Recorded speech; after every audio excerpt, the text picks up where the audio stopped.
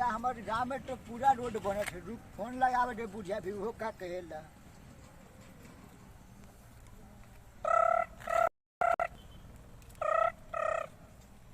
अरे हाडो कोची कहा जी?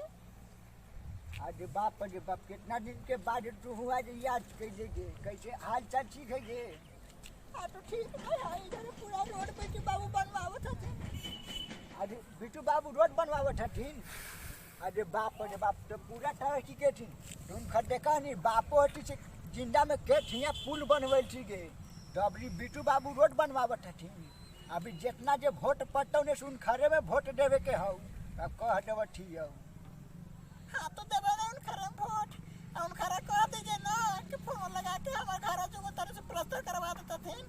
तो हम आगे पूरा टी हम जड़ को लेट नहीं करबेगे। हम तुरंत कह थे कि फोन लगा के घर प्लास्टर करा दे हमारे जगुन। अब चिकन अब कुछ जगवन के आवे जाए में दिक्कत ना होता हूँ।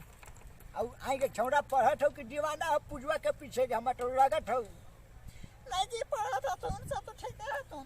तो तोरा टेढ़ी के कहीं नहीं तो बैठ के मुँह में बांस कट के मुआ देवे। हाँ अब देखियो बिटू बाबू पूरा रोड बनवाए रहे। अभी कौन चीज के दिक्कत हो रही है? अभी साइकिल दिवाइए दे थी। अभी ढंढा नहा के जाए मर पढ़े।